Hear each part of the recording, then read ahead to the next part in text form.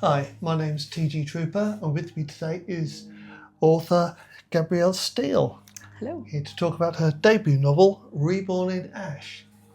So I have, as ever, my clipboard. So Gabrielle, when did you start writing? So I can remember writing pretty much all the way back through my childhood, but my first serious attempt at writing was I was about 13. Basically, the Lord of the Rings films had come out, Okay. and I've read The Hobbit. I then read the Lord of the Rings trilogy, and I wanted to create a world like Tolkien had. And then as a teenager, I lost interest. I tried again when I was at uni, and that also fizzled out. And then, kind of around 2019, it came back. So. Okay. And I think I might have to edit out that aeroplane. So tell us about the world that your books are set in. So when I started writing at 13, I created this world that I later called Thelian. And it's kind of just evolved over the last, how long is that? Like 25 years of writing. And it's got elemental magic in the world, and there's 6 elements, and there's all sorts of things I could go into. Could you explain what elemental magic is? So the 6 elements of magic in the world are earth, fire, water, air, light, and dark. And depending on who's using the magic, they can either use just one element, or some species in the world can use more than one. And it's kind of it helped me focus and kind of hone the magic a bit and add some limitations in. Yeah, so one character can't use all of them. They're limited to only certain types. It really depends on the character. Okay. Because my books are going to be set over different eras. So like in the first era, there's a whole load of immortal races, and they can use pretty much everything. Whereas like in the third era, it's only humans, and they're limited to magical gems, and they can only have one element. So. Okay. Which books are available right now? So Reborn in Ash is my book out at the moment. It came out last October. And I actually have pre-orders up at the moment for my second book, Echoes of Chaos, which is the first book in a series. Good. What can readers expect from Reborn in Ash? So I'm still getting used to answering this question. So Reborn in Ash is about a thief called Ada who discovers magic has returned to the world, and she's one of the few people that can use it. It's got, like a grumpy loner thief. It's got found family. There's a sapphic romance subplot, politics, and all those kind of things. Okay, so covered a pretty wide subject area. Yeah, I mean, at its core, the book kind of covers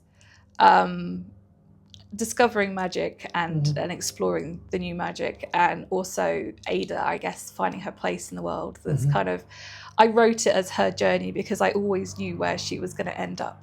I just didn't know how she got there. Do you have to have read Reborn in Ash to enjoy Echoes of Chaos? No. So because I want to set so many books in the same world, I decided early on that I would make it so you could read a standalone, you could read a series, and you don't have to have the prerequisite knowledge. So Reborn in Ash is a standalone. Echoes of Chaos is then going to be set 200 years later, so you don't have to have read one to be able to understand the other. Okay. How many books will be in your upcoming series, Elements of the Fallen? 6. 6? Yeah, I thought about bringing it down to 4, but they just would have been too big. And it works nicely because the 6 elements play into this. There's basically one element per book kind of thing. So, it's a big undertaking, but I drafted most of it years ago, and I'm now kind of refining it. Okay. So what are your plans for the future? More series set in the same world. After Elements of the Fallen, I've got a trilogy that I want to release called Key to Truth.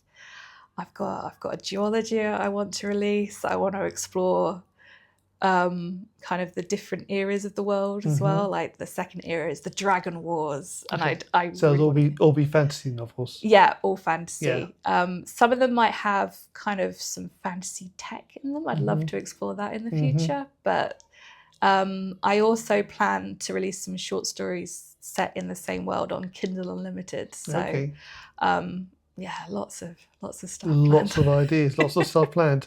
What made you decide to self-publish? I was always on the fence about self-publishing. I did actually attempt to get an agent with my next book that's coming out. It has changed a lot since then because I've rewritten the start.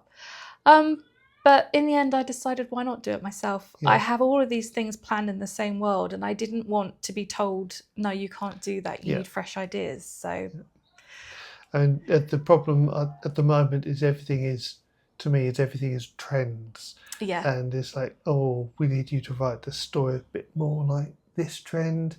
By the time I've written it, oh, nobody wants that trend anymore because there's another trend. They're changing too quickly. So I think for me, self-publishing is the way forward. Yeah. Because it's a 2-year lead time between submitting and getting it published. Yeah, like traditional publishing is slow. I understand why it is because there's so many cogs in that machine that I just didn't want to be part of a machine, you know. So okay. What's your writing process like? How do you actually set out to do it? My writing process is chaos. Quite often I have multiple projects on the go at once because my brain likes to procrastinate. So I figured if I've got more than one thing, I will work on another one and actually get overall progress with the writing. Yeah, it's not a bad way to do it. I mean, you can get stuck on halfway through one manuscript and think, oh, I don't know what to do. So you go write something else, and in that time, your brain can sort of like work through the ideas. Yeah, I mean, that's why I've got so many drafts to work through now because I wrote so many together and chaos. Okay. What do you like best about being an author? I like hanging out with my characters. Anytime I have to rewrite a scene, I don't mind, or create new scenes because I get to hang out with the characters more and escape into another world.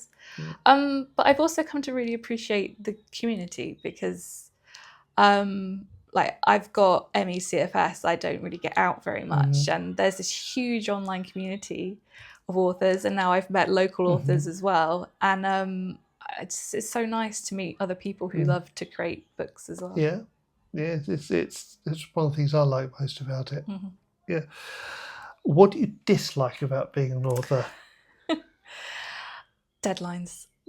And they're all self-imposed because being self-published, but I am not very good at sitting down and making myself do things. That's what I'm trying to work on at the moment, is the actual, I need to work on this. This is my priority. I find that very difficult. Yeah. You didn't say what people usually say, which is roll their eyes, say, the marketing. Oh, well, yes, I do hate the marketing, but I kind of feel like that's a given. I don't know that I've met many authors who say that they love marketing.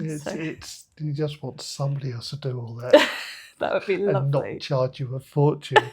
And finally, where can people buy your books? So Reborn in Ash is available pretty much everywhere online.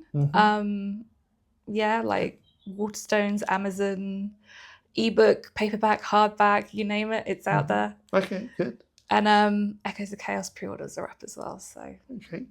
So will you come back to do an interview for that one? I will. Good. Thank you very much. Oh, there's Gabrielle Steele, everybody, and here is Gabrielle's book.